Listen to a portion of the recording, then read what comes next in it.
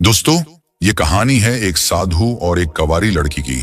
ये एक खौफनाक जंगल की दास्तान है जहां एक बूढ़ा साधु अपनी झोंपड़ी में रहता था। इस कहानी की असल शुरुआत तब हुई जब एक रात शदीद तूफानी बारिश हो रही थी।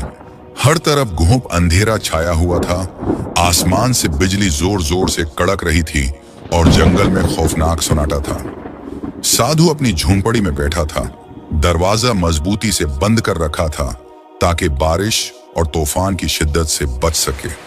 अचानक उसकी झोंपड़ी के दरवाजे पर दस्तक हुई।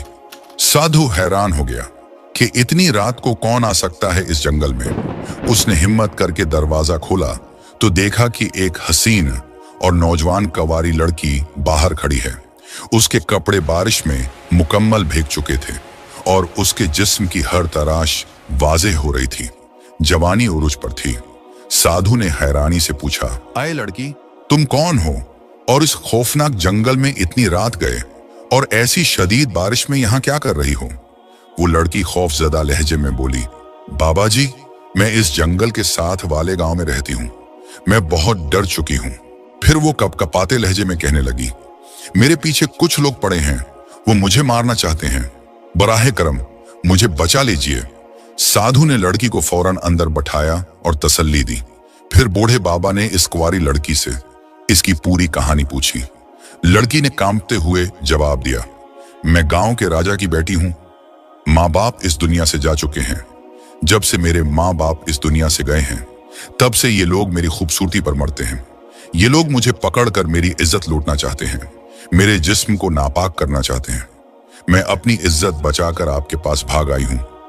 बूढ़ा साधु लड़की की बातें बड़े गौर से सुन रहा था। वो सोचने लगा, ये लड़की कोई और राज भी छुपा रही है। इसके आने के पीछे कोई और मकसद तो नहीं है। साधु और वो कंवारी लड़की झोंपड़ी के अंदर बैठे थे। एक कोने में दिया जल रहा था जिसकी मध्यम सी रोशनी थी। बाहर तेज बारिश और तूफान था। हर तरफ अंधेरा ही अंधेरा था। बूढ़ा साधु सालों से तन्हा रह रहा था, मगर आज उसकी झोंपड़ी में इंतहा की हसीनो जमील लड़की मौजूद थी।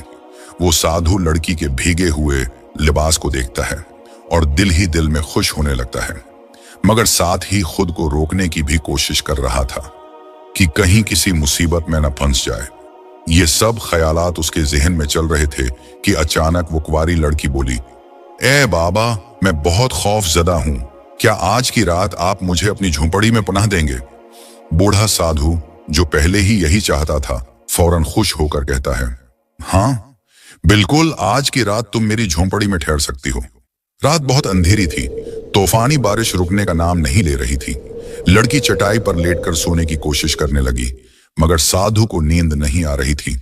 इसका दिल बेचैन था। इसके अंदर अजीब सी हलचल मच रही थी। सालों से सवे हुए ख्यालात जाग उठे थे। प्यार की दुनिया नजर आ रही थी। जवानी जोश मार रही थी। वो दिल में सोच रहा था, ये रात कैसे गुजरेगी, मैं क्या करूंगा? साधु खुद को संभालने की कोशिश करता है, आंखें बंद करके सोने की कोशिश करता है, मगर उसे कहां नींद आनी थी। ये सब कुछ देखकर उसका दिल मजीद बेकरार हो गया। साधु का दिल जोर जोर से धड़कने लगा क्योंकि उसके जज्बात जाग चुके थे। अचानक किसी के रोने की आवाज आई। साधु चौंक गया और जल्दी से उस लड़की के पास गया। उसने देखा कि वो लड़की रो रही थी। साधु ने पूछा, ए लड़की, क्या हुआ? तुम क्यों रो रही हो? लड़की ने डरते हुए जवाब दिया, मेरे साथ कुछ ऐसा हुआ है जो मैं किसी को नहीं बता सकती। ये सुनकर साधु हैरान रह गया और बोला, ऐसी क्या बात है जो तुम मुझसे नहीं कह सकती? आखिर कौन सा राज छिपा रही हो तुम? वो लड़की कांपते हुए बोली, मैं कोई अच्छी लड़की नहीं हूं। मैं एक बुरी लड़की हूं। मैं अच्छे काम नहीं करती। मैं बहुत प्यासी हूं। फिर उसने एक ऐसी बात कही कि साधु का खून ही खुशक हो गया। वो साधु की तरफ देखकर बोली, मैं कोई आम लड़की नहीं हूं। मैं एक भटकी हुई आत्मा हूं। ये सुनते ही साधु के जिस्म में कपकपी तारी हो गई। उसके पैरों तले जमीन निकल गई। वो डर के मारे घबरा कर बोला, अगर तुम एक रूह हो तो मैं ये कैसे यकीन से मान लूं? इसका मतलब क्या है? लड़की ने आह भरी और अपनी कहानी सुनाने लगी। ये बहुत पहले की बात है। मैं एक रानी थी, मगर एक शख्स मुझसे शादी करना चाहता था जिसे मैं पसंद नहीं करती थी, लेकिन उसने मुझे हासिल करने के लिए काला जादू किया। मैं उसके जाल में फंस गई और उसने जबरदस्ती मुझसे शादी कर ली, मगर मैंने उसे अपनी इज्जत पामाल नहीं करने दी। मैंने उसे शादी की पहली रात अपने करीब नहीं आने दिया। इस पर वो गुस्से में आ गया और मुझे मारने लगा। जब वो मुझे कत्ल कर रहा था तो उसने कहा था कि मेरी रूह तब तक आजाद नहीं होगी जब तक मैं किसी नेक और अच्छे इंसान या साधु के साथ हम बिस्तर ना हो जाऊं। ये सुनते ही साधु कांपने लगा। वो लड़की उसका हाथ थाम कर बोली, मैं झूठ नहीं बोल रही। अगर तुम आज रात मेरे साथ ना सोए तो मैं हमेशा के लिए इस जंगल में भटकती रहूंगी और मेरी आत्मा कभी सुकून नहीं आएगा। साधु का दिल जोर जोर से धड़कने लगा। लड़की अपने नर्म हाथों से उसके जिस्म को छू रही थी, मगर वो परेशानी में था। इतने में बाहर से किसी की भयानक आवाज आई। साधु फौरन उठा और झोंपड़ी के बाहर आया। उसने दरख्त पर एक साये को बैठे देखा। साधु उसे देखकर हैरान रह गया। साधु ने पूछा, कौन हो तुम?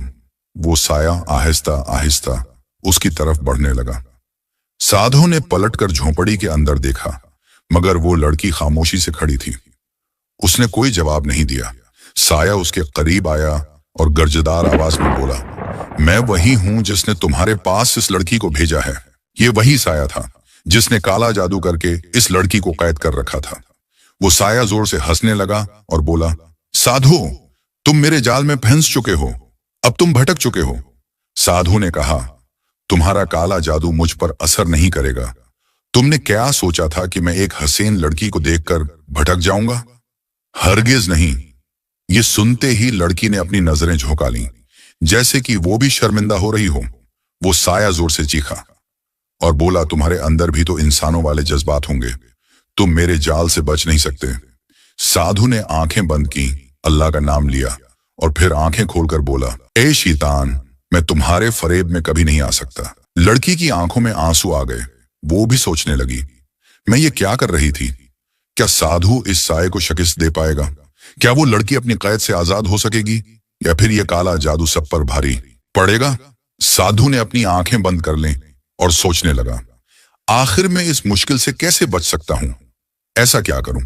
फिर साधु ने आंखें खोली और उस लड़की से कहा, तुम अपने अंदर झांको, गौर करो कि तुम क्या करने वाली थी।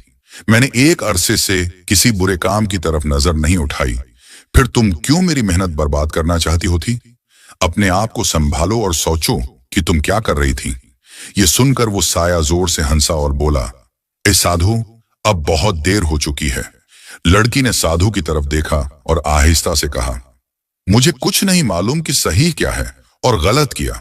मैं सिर्फ इतना जानती हूं कि मेरी रूह को सुकून मिलना चाहिए और आजाद हो सकूं किसी भी तरह। साधु ने नरमी से कहा, तुम्हें अपनी रूह के लिए नहीं बल्कि खुद के लिए जीना होगा। ये जंग तुम्हें खुद लड़नी होगी। साधु की बात सुनकर वो लड़की चौंक गई। उसने गहरी सांस ली और कहा, तुम बिल्कुल सही कह रहे हो। ये जंग सिर्फ मेरी है और मैं खुद लड़ूंगी। फिर उसने अपनी आंखें बंद कर लीं और सुकून महसूस करने की कोशिश की। उसी लम्हे साया धाड़ते हुए बोला, क्या तुम मुझे शिकस्त देने के लिए तैयार हो? लड़की ने मजबूत लहजे में कहा, हां, मैं तुमसे लड़ने के लिए तैयार हूं। तुम भी तैयार हो जाओ। फिर उसने आहिस्ता आहिस्ता अपना हाथ उठाया और उस साये को पकड़ने की कोशिश की। जैसे ही उसने साये को छुआ, तेज हवा चलने लगी और साया हवा में उड़ने लगा। वो साया खुद को बचाने के लिए तड़पने लगा, मगर अब उसका बचना नामुमकिन था। लड़की ने हिम्मत से उस साये को नेस्तो नाबूद कर दिया। जब सब कुछ खत्म गया तो उसने आहिस्ता से अपनी आंखें खोली और अपने सामने साधु को पाया। उसकी आंखों में शर्मिंदगी थी और उसे एहसास हो गया था कि मैं अच्छा नहीं कर रही थी। वो साधु के कदमों में गिर पड़ी और बोली, मुझसे बहुत बड़ी गलती होने वाली थी, मगर आपने मुझे बचा लिया। मैं दिल से आपकी शुक्रगुजार हूं। साधु मुस्कुराया और बोला, कोई बात नहीं, अब तुम यहां से जा सकती हो। लड़की ने सिर झुकाया, आंखों में आंसू लिए और खामोशी से उस जंगल से निकल गई। हमेशा के लिए उसकी रूह आजाद हो गई थी।